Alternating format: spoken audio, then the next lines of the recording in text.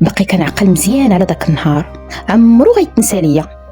نعرفكم على راسي بعدا، انا سميتي سناء، هبيله ونيه بزاف لواحد الدرجه ما تصورش. عايشه مع والديا كاين جوج خوتي صغار من على قد الحال، صغيره بزاف في واحد الحي شعبي. الوالد ديالي خدام مع صحاب النظافه، كيخرج بالليل مع صحاب الكاميو ديال النظافه، وديما كان كيبقى فيا ملي كنشوفو مقاتل مع الزمان على قبلنا، حيت اصلا تزاديت في العروبيه. وملي درت 7 سنين جينا للمدينه من بعد ما تخاصمات امي مع عيالات الويسها، يعني عيالات عمامي. ايوا هادشي اللي زاد ازم الوضع المادي ديالنا من بعد ما تزادنا الكرا الماء والضو. والوالد ديالي خدمته على قد الحال.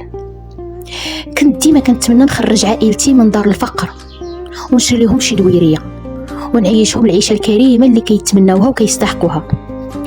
ولكن للاسف انا قريتي على قد الحال، خديت الباك غير بمقبول ومشيت قريت عامين ديال المعلوميات، ودابا كنقلب فين ندوز ستاج، وفي نفس الوقت كنقلب على الله وعسى نتقبل في شي خديمه واخا غير بصالير بسيط نعاون والديا.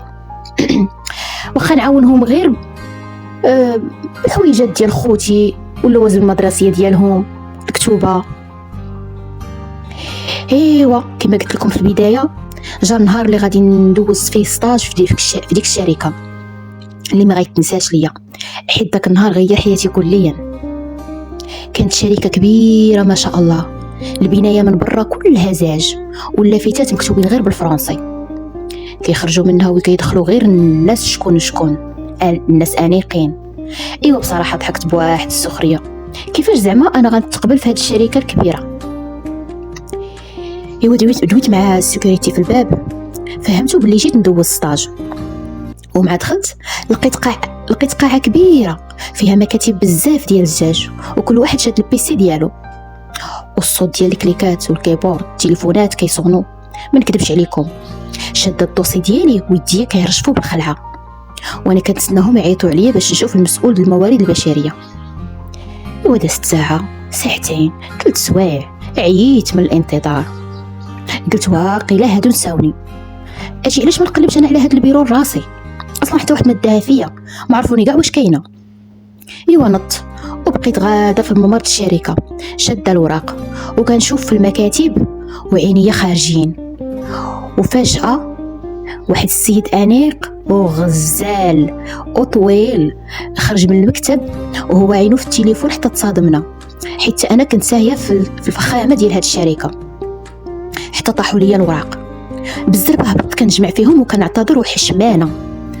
كرهت راسي وما كرهتش الارض تسرطني. السيد هبط حتى هو كيجمع معايا الوراق. ملي تلاقاو عينينا بحال داكشي ديال الافلام، وقع واحد الاعجاب في الشكل، بقى كيشوف فيا بنظرات حسيت فيهم بالدفء، رغم اني ما دايرش شي مكياج ثقيل وحتى الملامح ديالي راه بسيطه بزاف. ملي اعتذرت جاوبني بواحد النبره حنينه ومعها ابتسامه. هانيه ماشي مشكل، ما وقع والو. سكت شويه وهو يقول لي انت هي ستاجيره جديده؟ انا حشمت وما هزيتش فيه العين، جمعت وقفتي وعنقت وراقي وجاوبته نعم استاذ، انا سميتي سناء، جيت على قبل ستاج المعلوميات وكنعتذر مره اخرى حيت ما رديتش البال. بصراحه عجبو الحال ملي عيطت عليه استاذ واحترمته، وبقى كيشوف ليا في عينيا وقال لي مرحبا بك معنا سناء، معك امين مدير التسويق هنايا، الا احتاجيتي اي حاجه في السطاج ديالك مكتبي ديما مفتوح. انا قلت ليه بكل رسميه وجديه شكرا بزاف استاذ امين، بارك الله فيك. الله يخليك، فين كاين مكتب الموارد البشريه؟ حسيت بحال زاد عجبو الحال بهذه الرسميه اللي كنعملوا به، ويقول لي انا غنديك لاله سنه حتى الباب، تفضلي معايا. ايوا بديت السطاج ديالي. دازوا اليومين الاولى ما بانش ليا امين، ولكن النهار الثالث ملي وصلت ديك 12 اصلا مع 12 كيعطونا واحد نص ساعه باش نتغداو فيها حيت عندنا توقيت كونتيني كنساليو مع 5. المهم وصلت 12 خرجت من البيرو باش نمشي ناكل شي حاجه، حتى لقيتو في الباب البيرو كيتسنى فيا. تفاجأت وانا نسولو استاذ امين بغيتي شي حاجه؟ قال لي ما فيكش الجوع. عرفتي هاد السؤال ديالو صدمني، تصرف معايا بحال ديجا كيعرفني. قلت ليه يلا غنمشي نتغدى، ويقول لي اجي معايا. بقيت غاديه تابعاه حتى خرج من الشركه وطلع في الطوموبيل. انا بقيت مسمره في بلاصتي ويقول لي طلعي شنو كتسناي؟ انا ما عرفت ما ندير، واش نطلع وفين غادي بيا. وبصراحه الارتباك ديالي والتردد بان ليه. هو يقول لي مع واحد الابتسامه ما تخافيش راه غنمشيو غير نتغداو. هنا صافي بغيت نطلع للور وهو يضحك ويقول لي اجي لقدام اجي، انا راه ما خدامش عندك شيفور. صافي طلعنا دانا لواحد الريستو، تغدينا اكل تقليدي مغربي بالطاجين سيدي وكان بنين. ولكن الصراحه الشهيه مشات ليا، ما عرفت واش بالفرحه ولا بالحيره وبزاف ديال علامات استفهام. كنت كنسول راسي الشركه كلها عامره بنات غزالات، ما بنت لي غير انا، ياك مو مولف كيدير هكا مع لي ستاجير جداد؟ انا راه ما فاهمه والو. ايوا بقينا غاديين على هذا المنوال، ديما بحال 12 كيجي كيديني نتغداو. هذيك 3 ايام ديما كنمشيو نتغداو، كنلقاه مع 12 كيتسناني باش كيديني للريستو. ايوا البنات بداو كيهضروا علينا وحتى هما كيستغربوا، حيت امين واحد الشخص اللي كيلفت الانتباه بالوسامه ديالو والاناقه ديالو. نهار الرابع وحنا كنتغداو كيف العاده سولني فين كتسكني. ملي قلت ليه السميه ديال الشارع قال لي هذيك هي طريقي اصلا. صافي مع ال5 تسنايني حدا الطوموبيل نوصلك معايا. من بعد غادي نعرف بلي غير كذبه ماشي طريقو هذيك. ايوا صافي داكشي اللي درت، مع ال5 تسنيتو قدام الشركه. ايوا طلعت ركبت معاه. ايوا بقيت كنعت ليه الشارع اللي قال لك راه طريقو. ملي قربنا نوصلوا الحي ديالنا بدا قلبي كيرجف بالحشمه، حيت الحي ديالنا شعبي بزاف، الدراري كيلعبوا في الزنقه والدار ديالنا صغير على قد الحال. تمنيت كون نزلت قبل ما نوصلوا، ولكن امين لاحظ الارتباك ديالي وابتسم وقال لي مالك حشمانه سناء، الاحياء الشعبيه هما اصل الكرم والناس النيه والصفا. هاد الهضره فرحتني بزاف وريحاتني وزاد كبر في عيني. مع 9 نلقاك قدام الباب، زعما 9 ديال الصباح باش يديني للشركه. ملي كنعترض كنقول ليه انا راه خاصني نكون في الشركه مع 8. كيقول لي ماشي شغلك، ما كاين اللي يهضر معاك. وحتى ملي كنتغداو هما عطينا غير نص ساعه، ولكن امين كيبقى ياكل بشويه عليه. ملي كنقول ليه ناري عندك راه فاتت نص ساعه كيبتسم وكيعاود يقول لي ماشي شغلك، ما كاين اللي يهضر معاك، ما حدي انا معاك. في الحقيقه هاد المعامله ديالو خلاتني نتعلق به، خصوصا انه محترمني وداير لي قيمه قدام البنات اللي كنحس بهم غيطرطقوا بالحسد والغيره. وليت كنسمع بزاف تحاشيه الهضره بحال والله يعطينا زهر الخيبات، بحكم ان جمال ديالي بسيط ماشي بحالهم غزالات ومعمرين وجههم بالماكياج. واحد النهار غادي يقدم لي اول هديه، كنا في الطوموبيل غاديين للخدمه واحد الصباح كيف العاده، وهو يصوني لي التليفون. جاوبت لقيت ماما هي اللي صونات عليا، وهو يقول لي ديري تكبير الصوت يعني او بارلور. تفاجأت وقلت لي مستغربه اشنو؟ وهو يعاود نفس الجمله بلا ما يشوف فيا، ديري تكبير الصوت نسمع. درت داكشي اللي قال وحنا كنسمعوا ماما كتغوت. واش عاود تاني خرجتي من الدار بلا فطور؟ راه غتهلكي راسك هاكا مسخوطه. ولا نقول لها والله ما عندي الشهيه للفطور راكي عارفه. صافي وهي تقطع. هنا امين تعصب وقف الطوموبيل ديالو بعنف، كما داك الحزام السلامه اللي درت كنت الله يحفظك غادي نضرب وجهي مع القدام ديال الطوموبيل. هو يشوف فيا ويقول لي بنبره غضب، واول مره يهضر معايا بهذه الطريقه.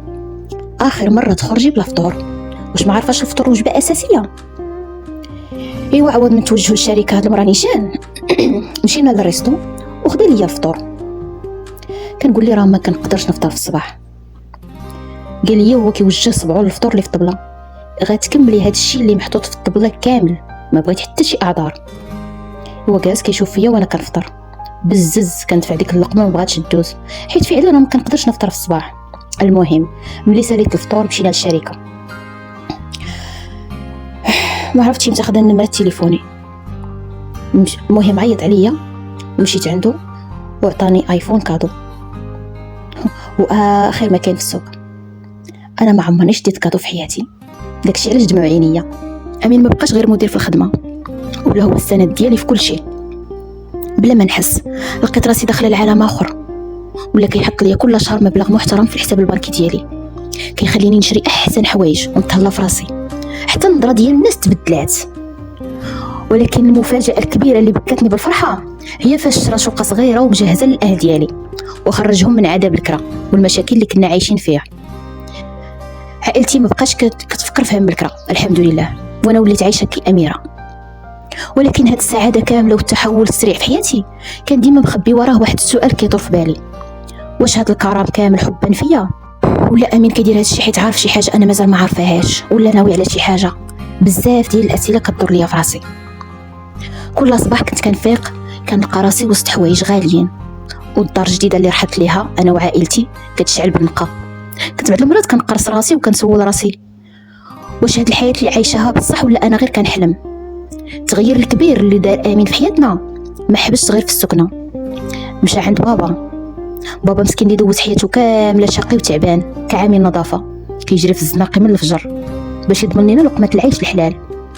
امين ما رضاش يشوف بابا عيان ومريض، طلب منه يرتاح ويجلس بالخدمه، وتكلف ليه بالخلصه شهريه محترمه تخليه يعيش كامير في كبره. بابا اللي كانت يديه حرشه بتمره وجهه كحل بالشمس، ولا دابا مرتاح وضحك. هادشي كامل كان كيفرحني، ولكن في نفس الوقت كان كيزرع في قلبي واحد الخوف رهيب. هاد السعاده كامله وهاد الخير اللي هبط عليا دقه وحده خلاني ديما شاكه: واش هادشي حقيقي؟ شكون هو امين بصح؟ واش هاد العطاء كامل حيت كيبغيني، ولا كاين شي ثمن غالي بزاف غنخلصو من بعد؟ ودازت ايام وجا النهار اللي كل بنت كتحلم به. امين تقدم ليا للزواج، دار ليا عرس اسطوري، عرس من داكشي ديال الف ليله وليله. كاع الناس بقاو كيهضروا به وبفخامته. كنت جالسه وسط العماريه بحال شي اميره، وكنشوف بابا اللي كان كيبكي بالدموع ديال الفرحه، هو كيشوف بنته اللي هي فرحانه. في ديك اللحظه قلت صافي، علاش غنبقى موسوسه؟ الخوف ديالي مشى، وامين هو فعلا الملاك اللي صفتو لي الله باش يعوضني على كاع السنوات الحرمان. ولكن الصدمه غتبدا من بعد ما سد علينا باب واحد من وراء العرس. بدات شي تصرفات غريبه من امين، كل ليله كيهرب من العلاقه الزوجيه، ديما عنده عذره، ديما العذر ديالو واجدين. مره انا عيان، مره عندي اجتماع، مره غادي نسافر، مبلوكي بالخدمه، الخدمه واقفه عليا، اعذار بحال هكا. المثير للدهشه ان داك الدلال ديالو والمعامله الزوينه والتهلي ما تبدلوش. كان كيتعامل معايا بحال شي حاجه غاليه وما كيبغيش يفرط فيا، ولكن كزوج يعني العلاقه الحميميه كان بعيد بزاف. جلست مع راسي وبديت كنحلل. التفسير الوحيد اللي طاح لي على بالي باش القلب ديالي يرتاح، قلت هو انه مسكين يقدر يكون عنده عاش جنسي ومحرج يقولها ليا. قلت في خاطري ماشي مشكل، هذا الراجل دار فينا كاع هاد الخير وقلت بابا من تماره وعيشنا كالامراء. هادشي كامل الا كان غير عجز راه غيتداوى مع الوقت، غنوقف معاه وما غنواجهوش باش ما نجرحش الرجوله ديالو، وغنعيش معاه ونصبر حتى يدير الله تاويل ديال الخير. صابره ومخبيه هاد السر في قلبي، ما قايله حتى واحد، حتى لواحد النهار اللي غيتقلب فيه كل شيء. امين كان مسافر، دخلت المكتب ديالو باش نجمع شي حوايج وانا كنرتبو، طاح في يدي واحد الدوسي طبي مخبي مزيان وسط المجر. فتحته بدافع الفضول وبديت كنقرا، من تما الدموع ما بغاوش ينشفوا ليا من عيني. الصدمه كانت كبر من التوقعات ديالي كامله. الدوسي ما كان فيه لا عجز ولا والو. الصدمه هي ان امين مريض بمرض خطير كينتقل جنسيا، وهذا الشيء علاش كان كيهرب مني باش ما يعادينيش. الدوسي طاح ليا من يديا ورجليا ما بقاوش هازيني، جلست في الارض ودموعي هابطين شلال. الخوف الرهيب اللي كان عندي في الاول ها هو دابا كيرجع. اسمع عندي، بديت كنسول راسي والدوامه كدور بيا، اشنو غندير دابا؟ اشنا هي الخطوه الجايه؟ واش نجمع حوايجي ونمشي ونسمع في هذا الشيء كامل؟ فكرت في العيشه اللي ولفناها، فكرت في بابا اللي ارتاح من الشقه ديال الدنيا، وفكرت في خوتي الصغار اللي نقلناهم لاحسن المدارس ديال البريفي موفر لهم كل شيء. وصراحه فكرت حتى امين، انا راه وليت ماشي غير كنبغيه، وليت كنحماق عليه. المهم هاد العز كامل اللي حنا فيه واش غيمشي في دقه واحده؟ ولكن من جهه اخرى كيفاش غادي نعيش مع راجل مخبي عليا هاد السر الخطير؟ دوزتك الايام والصراع الداخلي كياكل فيا، كنتسنى غير امتى يرجع من السفر بفارغ الصبر. الماكله مبقاش كدوز ليا والنعاس طار من عيني. غير وصل ودخل الدار ما تسنيتش، مشيت للمكتب حطيت ليه الدوسي فوق الطبله وشفت فيه وعيني عامرين بالدموع وعتاب. امين غير شاف الدوسي وجهه كحل وتصدم، عرف بلي السر ديالو تفضح بلا ما يفكر طاح عليا على رجليا. هذا الراجل القوي صاحب النفوذ والفلوس ولا كيبكي بحال شي طفل صغير وكيمسح في رجليا ويترجعني. سمحي لي عافاك، سمحي لي وتصنتي لي قبل ما تحكمي عليا. قال لي وصوته كيرجف. انا في الاول كنت باغي غير شي بنت الناس نتزوج بها قدام المجتمع وصافي باش نغطي على المرض ديالي ونعيش حياتي، ولكن ملي عرفت كلشي تبدل. انا فعلا حبيتك وتعلقت بيك من كل قلبي، ما عمرني فكرت نعاديك وكنت كنتهرب من هذا الموضوع حيت ما بغيتش نعاديك ونظلمك معايا.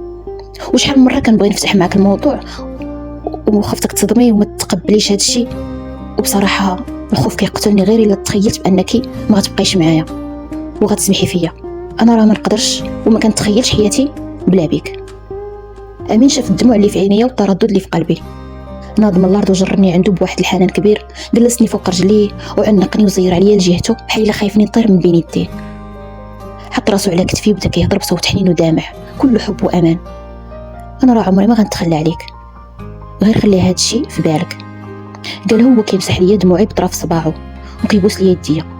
شوفي هاد المرض ماشي نهايه الحياه، وشوفيني انا قدامك عايش بيه خدام وكنبني حياتي. راه السر كامل كاين في المتابعه الطبيه والمناعه. المناعه غتقل عندك شويه، ولكن انا غنكون الظل ديالك وغنوقف في جنبك ومستعد ندير اي حاجه على قبلك. هز وجهي بين يديه وشاف في عينيا بنظرات خلات قلبي يدوب ويضعف قدام هاد الحنان والمشاعر الصادقه.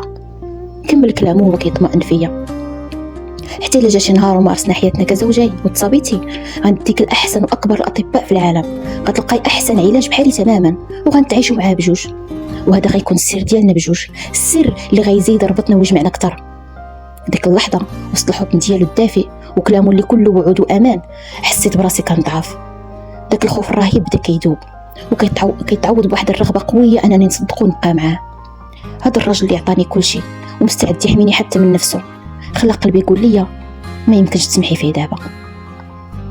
من بعد داك الحوار والمواجهه اللي بكينا فيها بجوج، قررنا نمشيو عند الطبيب المختص باش نفهمو اكثر.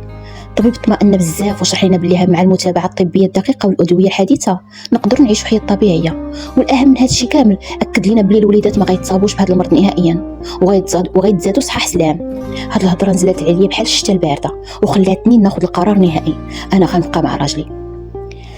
دازت سنين دغيا، من بعد 5 سنين ديال الزواج حياتنا تزادت نور على نور. ربي رزقنا ببنيه ووليد بحال فريد، صحاح سلام وما فيهم حتى شي حاجه، ومتبعين معاهم ومع راسنا والحمد لله كل شيء بخير. قدرت نتعايش مع المرض بكل سلاسه وبفضل الوعي والطب. عشنا حياتنا عادي وبلا خوف. النهار اللي خديت فيه القرار باش نوقف جنب امين ونقبل بالسر ديالنا كان احسن قرار خديته في حياتي كامله وعمري ما ندمت عليه. امين ما عمره تبدل عليا، بالعكس داك الحنان والعطف والحب كنحس بيه كل نهار كيتزاد على خوه. امين بالنسبه ليا ماشي غير زوج وصافي، هو الاخ، الصديق، هو الاب والسند اللي عطاني ربي في هذه الدنيا. قصتي علمتني بلي الحب الحقيقي كيبان في المحنه، وبلي الصبر والثقه في الشريك كيقدروا يتغلبوا على اي عائق. والحمد لله عوض لي الله صبري وصبر عائلتي بهذه النهايه السعيده وسط هذا الحضن الدافئ. ايوا سالينا القصه ديالنا، مسلمه عليكم حتى القصه الجايه ان شاء الله.